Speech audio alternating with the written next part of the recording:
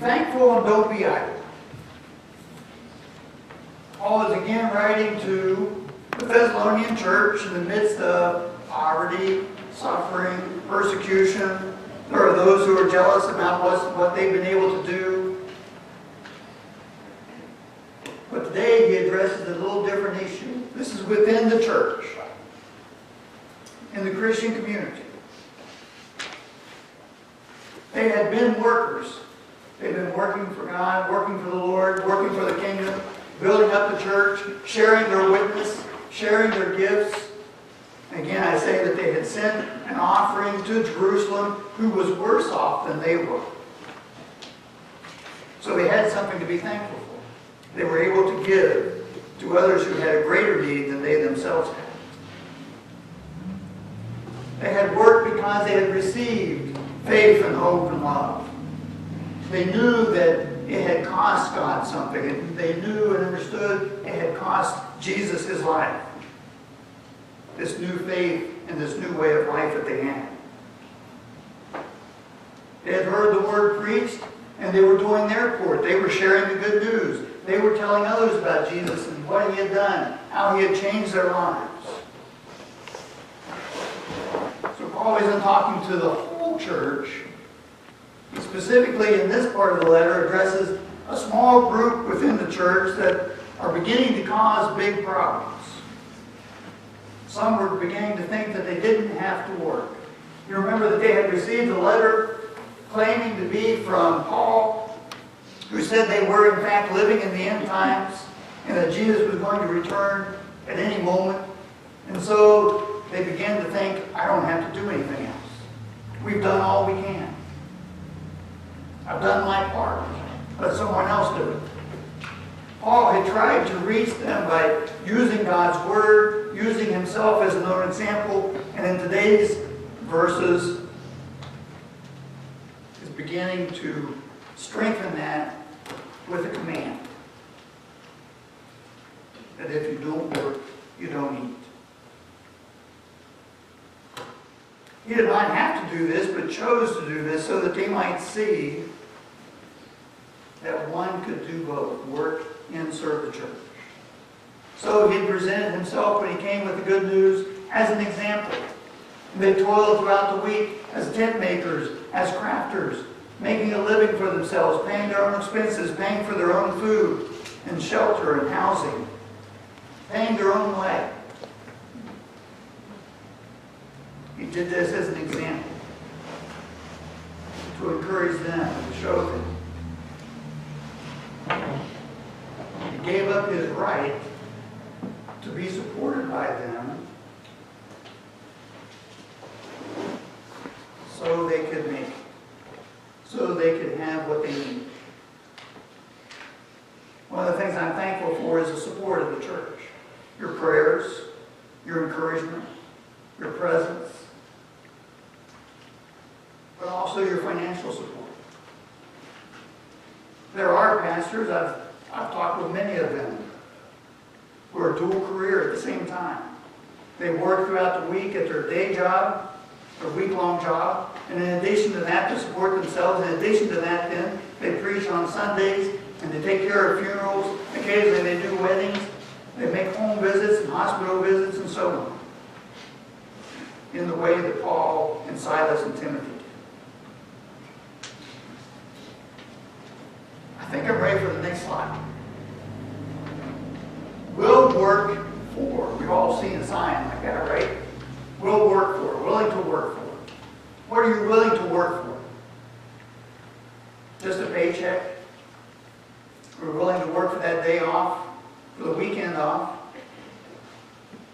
I didn't have to work weekends. I used to do that. Do we work for cabin time, vacation time? Some people put in all their time and then they take that vacation. That's what they've worked for all year. What do we work for? We're willing to work for the food, for the support of our family, to support our family. Do we ever think of our work in that way? What about faith and love and hope and peace? All those things we talked about in prayer this morning. All those things of Advent season as we prepare for the coming of Christ? Are we willing to work so that we'll experience that joy, so that we'll have that peace, so we'll grow in faith, so that we'll mature in Christians? Another way of looking at this is, do we work or are we being lazy? Think about your spiritual life. Are you at work for your spiritual well-being and your spiritual growth and development? Or are we lazy in those things? Are we working at our relationship with God? Or are we being lazy in it? We all know that relationships take work, right? 59 years? That wasn't easy, right? It takes work and effort, ongoing, continuously. Are we lazy when it comes to our relationship with God and with one another? Our brothers and sisters here that we are gathered with this morning, that we interact with throughout the week. Work is a part of our life, something that God gave us. He gave us the ability to do. Our sinfulness made it a necessary thing to do. Are we willing to work? Next slide. Are we thankful for that work? Is a big part of it. So what's wrong with being idle? Paul addresses those in the Thessalonian church who are not working, who are being idle. What's wrong with being idle? Everybody likes a little downtime, that day off, that day from the normal routine. But idleness can begin to creep into our everyday life and activities. I'm not saying you don't need to take a break. I'm not saying you don't need to take some time off throughout the day or in the evening that you can be done and over with. But being idle as an ongoing thing versus being at work. What's wrong with being idle? Idle can be avoiding work. Some of the ones in Thessalonians that Paul was addressing were avoiding work. Some of them were being lazy. Some of them were spending time doing nothing. Some of them didn't know what their purpose was any longer. Some might have even began thinking that it was pointless to continue on in their work and their effort for the church, for their faith, for others. What does idleness point us to? It implies that there's nothing worth doing. You ever think about idleness that way? There's nothing worth doing. When it comes to our spiritual life, when it comes to the life of a church, congregation, if we're idle, we're saying there's nothing worth doing. When we complain that I have to do it all and someone else isn't doing their part, their share, we're forgetting the fact that it's worth doing. Jesus warned about idle words, something we probably don't think about a lot. Idle words. John Wesley, I remember, wrote about being idle and lazy in everything, in anything. Words, deeds, Bible study, spiritual life and development, relationships. What about idle spirituality? Is it worth doing? Having a relationship with Jesus Christ? Is it worth doing on a daily basis, renewing that relationship today because it's a new day and we're going to face new challenges and new events and new situations? We need to spend time in our work and being thankful for that. As long as there are people who are without Christ, there's always something that we can do. As long as there's always a place, a person that needs hope, that needs help, that needs encouragement, that needs the Word of God, that needs Christ in their life, that needs to be connected to God, there's always something that we can be doing. Are we being too idle, complacent, lazy? In our spiritual life, are we doing everything we can to cultivate the habit of prayer and studying the Word and meditating and and being in service? When it comes to church life, are we doing everything we can to commit and be involved in the life of the church? Sunday schools and worship and Bible studies, but also the work of the committees. Pastor Parish Relations Committee, the Finance Committee, the trustees, the committees that put together the different activities and events. Are we lazy when it comes to the life of the church? We have to be careful how we answer, because pretty soon we start comparing ourselves to the Thessalonians and we realize that maybe we too have done that. The problem is there were those who were loafing, who were being disorderly in the life of the church because they had this attitude that Christ is coming back and I'm already saved and there's nothing else that needs to be done. And they began to mooch off of one another. After all, the church provides all that we need. They were sharing everything. They held everything in common. The churches were sharing everything, supporting one another, supporting those who had less, supporting those who had needs. When they were ill, when they lost their job and whatnot. Some of them were beginning to fall into that category, though, because of their laziness. This put an added strain on that church community, on the resources that they had. Evidently, somewhere along the line, someone pointed this out to Paul, that this was a problem. And so Paul writes to address it, saying, we have heard that some of you have quit your jobs, aren't working in the church, are being lazy or being idle, and that idleness is leading to other difficulties and problems. Next slide. What about being a busybody? Paul says some of you are becoming busybodies. Any ideas what a busybody might be? You probably know someone. Hopefully it's not us. You probably know someone that we could label as a busybody in some way. They were meddling in the affairs of others. They were gossiping. They were telling the stories. They might even be embellishing the stories. They were doing nothing to help one another in the church or to help the church, help the community around them, but instead were demanding that help be given to them, at the same time causing problems, disruptions, complaints about little things, insignificant things. One of the problems I think they had was they didn't go to the source. They didn't go back to the Word. They didn't go to Paul themselves to see if this was true. They took it as truth because someone had said it. Someone who pries into someone else's life. So the questions come up, do we mind our own business? Or are we meddling? Do we want to know what someone is doing? Why do we want to know why they're doing that? Is it so that we can gossip about them? We can tell someone else? Is it so we can compare ourselves to them? Well, I'm much better off than they are. Did you hear what so-and-so did? I would never do that. They were causing issues. They were disrupting the life of the church, the interaction and relationships that they had with one another. Poking their noses in other people's business, not to help and encourage and support and strengthen in faith or any other way, but to cause more problems and disruptions. They were up to no good, causing strife. What's wrong with that?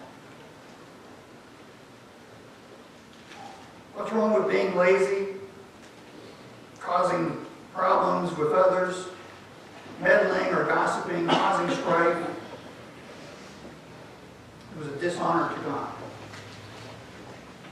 Do we think about the things that we do, whether it honors God or dishonors God? The things that these folks were doing that Paul is addressing dishonor God. We are to imitate God, to be like God, to be Christ-like, to do the work that He gives us to do, to live the lives that He's given us to live in a way that He wants us to live, in obedience to Him, following His will and His ways, growing closer to Him. building up the kingdom? Are we dishonoring God in our life by being too idle, too lazy, not working, not being appreciative of what God has given us to do? I know there's been times in my pastoral career when I've not been happy as a pastor, and there were some days that I didn't want to be in church, and there were days that I wasn't excited about preaching the Word or teaching anyone or sharing Christ in any way. Thank God that those days have passed, and I hope never to see them again. I can be idle and lazy. I've thanked God for that. I've prayed to God about that. I can be idle and lazy, but if I'm idle and lazy, those things will probably creep back into my life. Those things will probably come back into my thinking. So what am I doing to honor God and to continue to work? Next slide. Paul says, don't work, don't eat. This was Paul's example and Paul's command. Don't work, don't eat. We all think that way, right? You get what you deserve. Okay, you have what you earned. Is Paul speaking to every single individual person? No, Paul is saying for those who are able to work, who can work, they should be working and contributing. If you're not, though, you don't have to be provided for. Paul is saying to them they won't be provided for. And he's also saying to the church you don't have to provide for them. If there are folks who are not working who should be, if there are folks who are causing disruptions and problems, Paul says it's okay to disassociate from them. Don't provide for the shirkers and the busybodies, and don't make excuses for them. Kind of tough love kind of thing. He wasn't leading them into a misunderstanding about false charity, but he was clarifying them. Give to those who need it, who can't get it in any other way. Those who have received the good news of Jesus Christ are to live according to it. Jesus did his work, and he expects us to do our work. We're all called to be one of the priests in the priesthood of all believers. We're all given something to do, some gift and talent to share within a congregation with others. We're all given a story to share, to help others, to encourage others. Are we working for the kingdom? Or are we refusing to labor? Are we working for the life of the church? Or are we just sitting there expecting someone else to do it? Do we just lift it up in the prayer, but we don't lift our hands to do anything that God gives us to do to help the situation? Do we expect to grow in our prayer life, our understanding of the Scriptures, our relationship with God, but we're not doing anything to build that out? So next slide. Take this job and love it. We spend 40% of our time working at our regular job, whatever we've determined is our career choice, ends of supporting a family, making ends meet, and so on. That's a pretty big chunk of our time, 40%. Do we like that job all the time? Even pastors will tell you there are some days that they don't like their job. And it's not because we don't want to be a servant of God anymore. Some days are just difficult, right? Some days at your day job, at your work, is difficult. We have difficult circumstances, difficult situations, sometimes difficult people, difficult challenges to overcome. It's not always easy. Paul says to us, don't grow weary of doing good. What work has God given us to do as Christians? To share the good news, to be a light in the community, to be a beacon of hope. All those catchphrases that we throw around, kick around, say, to be a witness, to share a testimony of what God is doing in our lives. Do we take that and love doing it? I'm not one to go out and stand on a street corner and preach. Okay? One of these days I keep thinking God's going to make me do it, but until then it's not something I'm going to favor and want to do. But God has given me a testimony and a witness. God has given me examples of His work in my life that I can share with others. All we have to share is what we have experienced of God's love and grace and mercy in order to help someone else. All we have to do is point out to someone, this is what God has done in my life. This is how God has shown me. This is how God is drawing me closer. This is how I am being closer, doing the work of a disciple to be closer with God. All we have to share is our own example.